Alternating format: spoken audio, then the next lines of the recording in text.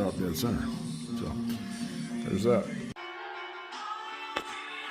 Okay, we're trying to get this cam thing wrapped up here, and I've had about 2 weeks away from this project, just weather and work related stuff, but I got the cam cover stuck on it here the other day, and used my torque wrench. The torque spec in the manual says 125 inch-pounds, and at 125 inch-pounds, if that's going to focus, yeah, there it is. There's what happened. It pulled the threads right out of that hole. I think what I can do is use some longer screws.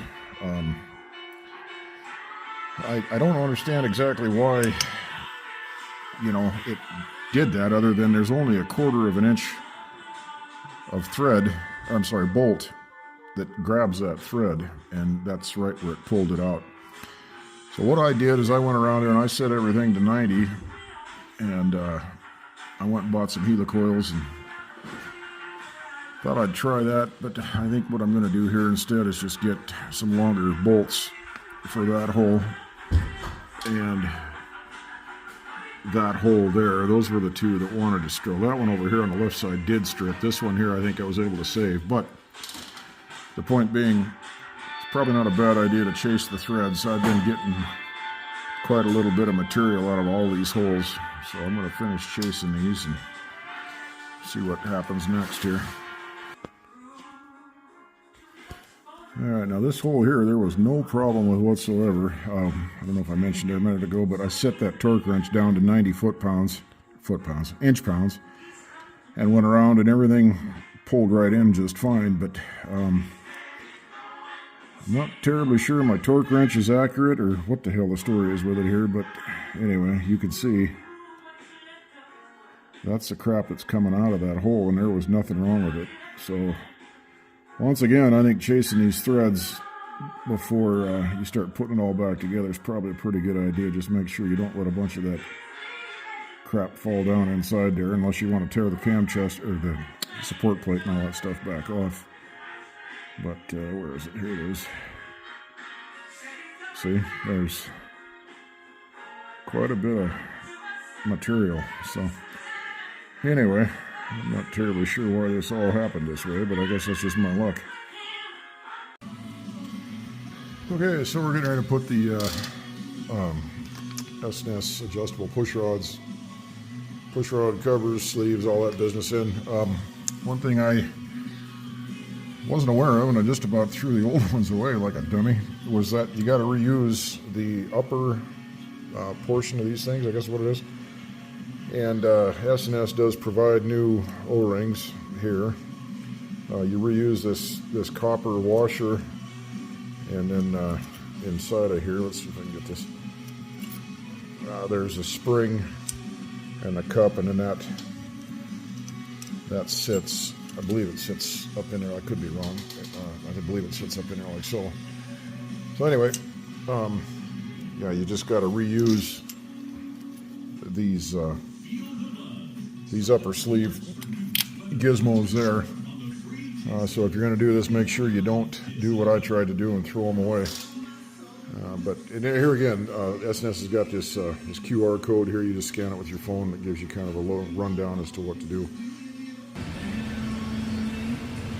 All right, now I don't remember if I did this the other day or not, but to get that front cam on its base circle, you want to just make sure that you put in, just use the cutoff ends of the push rods, and just give the engine a turn here and see when them things start to move. If I can get this frickin' phone to hold still here.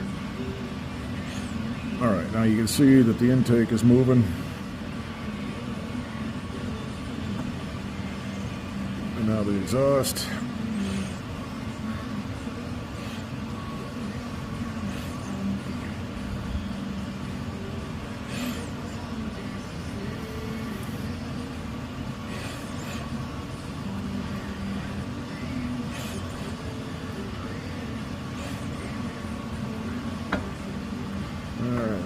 should be it right there. So you have neither one of them are moving.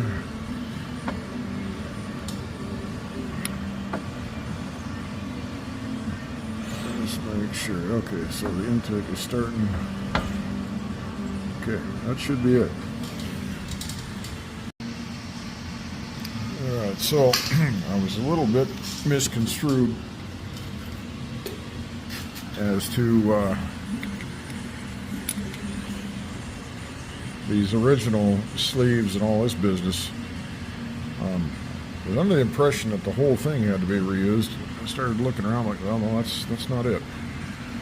All you well, there's the S&S part. Okay, so all you do is you just take this whole assembly off, okay, and then you slide it on to the S&S adjustable sleeve there. So with that being said, I've got the intake installed on the front cylinder.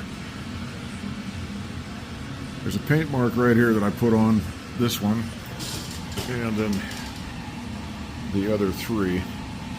Because what you need to do is you take all the lash out of the adjustable push rod so that you're just in contact with the lifter cup, okay, and then same thing up in here in the rocker, okay. So once you're in contact on both ends, like I said, you just turn this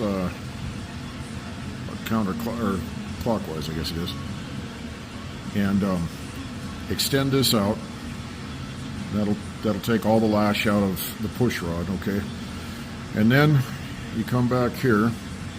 That's what this paint mark is for. You turn this 4 complete turns. So 1, 2, 3, 4 until you come back around here. I put the paint mark on there so you know where you started. Okay, now what we got to do is we got to tighten up this jam nut.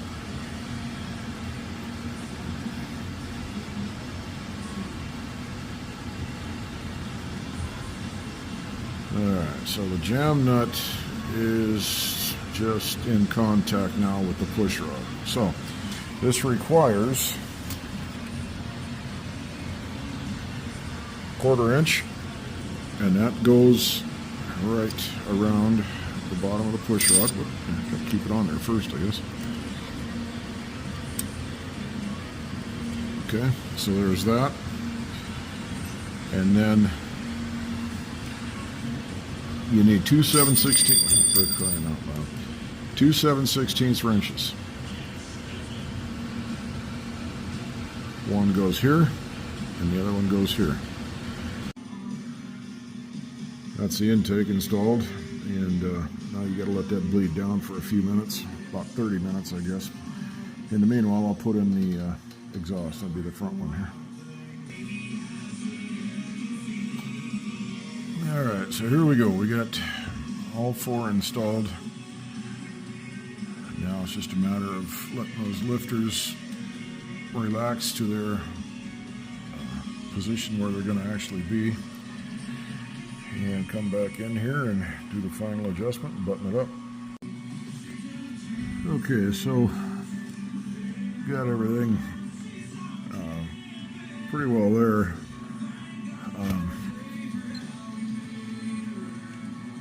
When you get everything all installed, what you need to do is rotate the push rods. I've got them snapped into place. Well, let's see. Okay, here we go. The covers are in place anyway. And anyway, they should turn pretty freely as long as it's on the base circle. Now, obviously, if it's up on a cam lobe, it's not going to move. But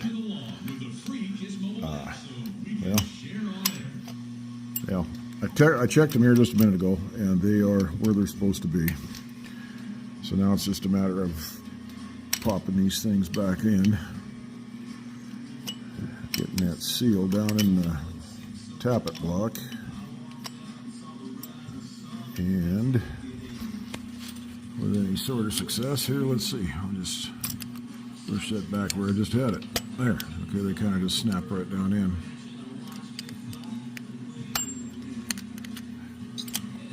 There, just like that.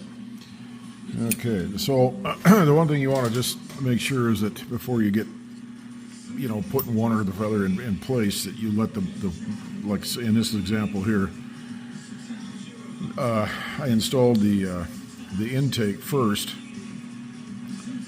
and before I did the final, adjustment, 4 turns and all that business, I let that kind of bleed down a little bit, and then did the exhaust, went back and tightened it all up. But now it's a matter of trying to get these seals where they go into the rocker box here to seat.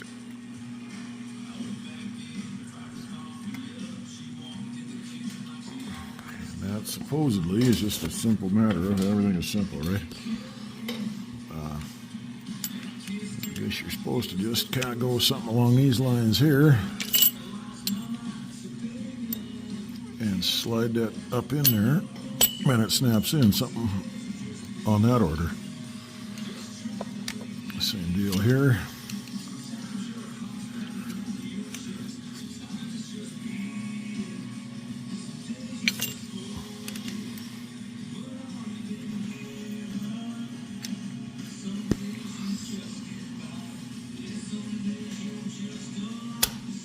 Okay, just like that. And then those go up in there.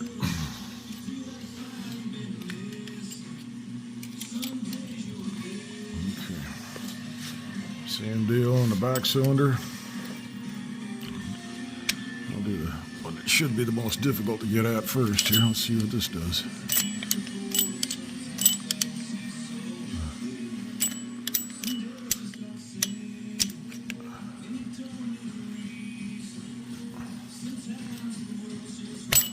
Okay.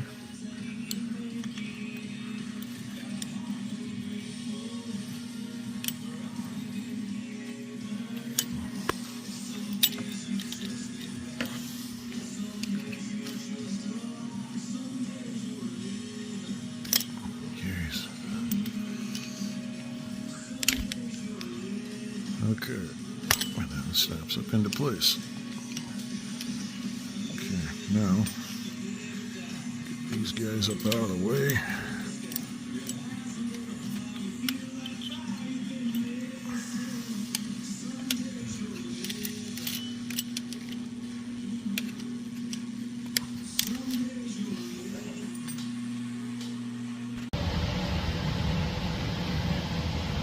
Alright, now we're finally getting down to where this project is about finished. I can't believe how long it's taken here, but anyway.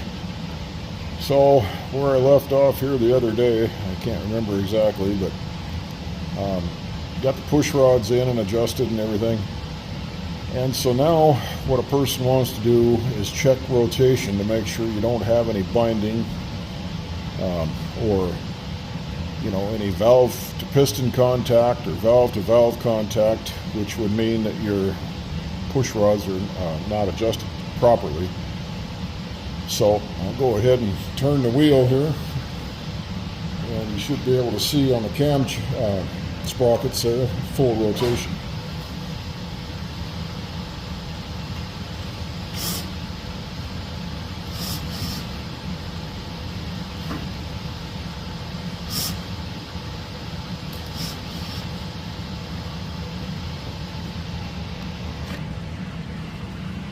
Okay, so as you can see there, maybe or maybe not, but she did make a couple of full rotations, nothing bound up.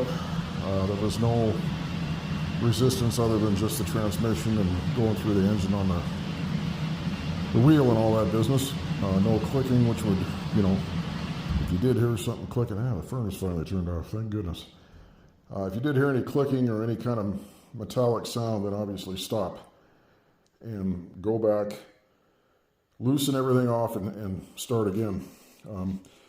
And according to S&S's instructions, when you do this, make sure that you put a new one of them dudes on. I choose K&N filters. I think they filter a little better than the Harley OEM. Maybe I'm wrong. Obviously, I have no means of testing that, just based on things I've read and so forth and so on. But I guess the other thing that I kind of wanted to touch on here a little bit was the holes that stripped out, or the one hole that stripped out. I got some 1.5-inch stainless steel bolts to put in there. Like I showed the other day there, that hole, there's only 1/4 inch of the thread of that bolt that actually grabs. So I did a little measuring, and it turns out that there's going to be about 1/8, maybe 3/16 of room left at the end of that bolt once it bottoms. I mean, it's not going to bottom in the case. I guess that's not what I meant to say, but see right there, that's finger tight. Well, as you can see there, there's probably 3/4 inch still exposed. But the depth of the cam cover, you know, makes up for that. Plus there's a gasket, plus there's a washer. And I did a little measuring with my trusty Q-tip depth gauge, and we're going to be, when that bolt is in all the way and seated against the cam cover, there's about that much hole left, I mean, to the bottom of the hole. So I was a little concerned that the 1.5 inch might have been too long, but what I'm trying to accomplish is getting a little more purchase on these bolts to, you know, not strip just that first 1/4 inch for whatever reason. Again, I don't know why that happened, but this time it won't. So as soon as my wife shows up with my washers, because I forgot to get them, I'll get this put back together. Okay, so we got all the washers and so forth. I actually ended up having to go out to Harley to get them, and it turned out that right up here, this one and this one were the two that started. This one actually that pulled the threads out like 1/4 inch, the full distance that OEM screw, bolt, whatever, sticks through the cam case. It pulled the threads out of it. So this one here, this is stainless steel, and it's 1.5 inch. This is also stainless steel, 1.5 inch. The rest of these are chrome. You can kind of see the difference there, how the shoulder is smooth, and that one's serrated. And of course, you know, there's clearly a different color, but they're close enough. These are 1.25 inch, and they're $2.20 a piece at Harley. And then them frickin' washers, it's here again. You know, it's that causes those issues. These washers are $1.50 a piece. So anyway, not much else I could do. I went around some of the other hardware stores and they didn't have anything close. So that's all really immaterial at this point. The point at hand here is that I got my torque wrench. This is my inch-pound torque wrench, 1/4 inch drive. I've got it set to 60 inch-pounds, and I'm going to go around and torque all these down into sequence dictated by the service manual at 60 foot-pounds, and then I'm going to go around at 100, and then I'm going to final torque them. I don't know, it says 120 inch-pounds, but I think I'm going to go more like 115 and just hope that nothing wants to strip. So once that's done, I'll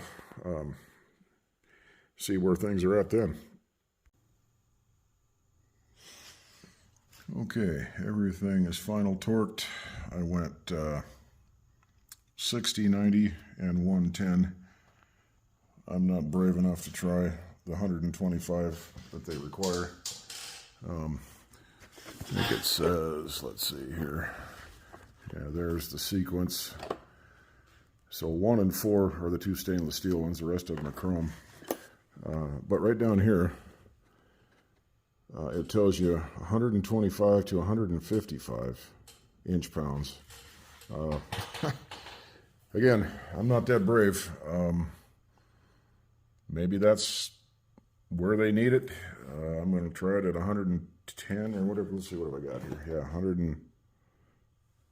100 and well,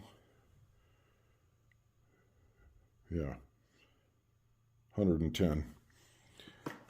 So anyway, the com cover is back on. Checked everything yesterday for binding. Nothing happened that way. So now I think it's time to put the pipes back on and try to fire this old tub. See what happens. Okay, we got our old button back up here. And just about ready to see if it'll start. See what the hell kind of damage I did. So we got the ignition on.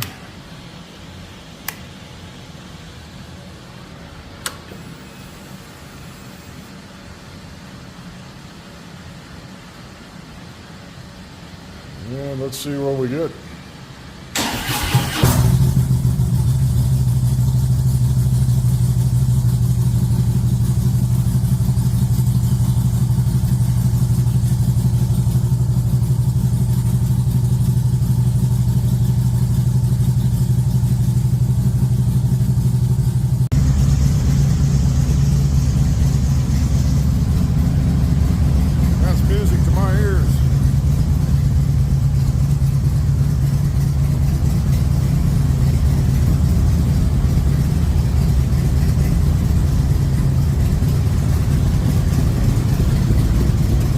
Cam 88 turned into a twin cam 95. 585 gear drives, Vance and Hines, 3 duals.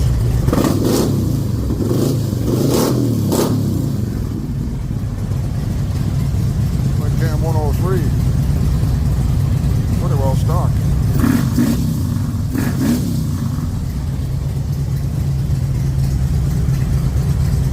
Twin cam 103. A little souped up.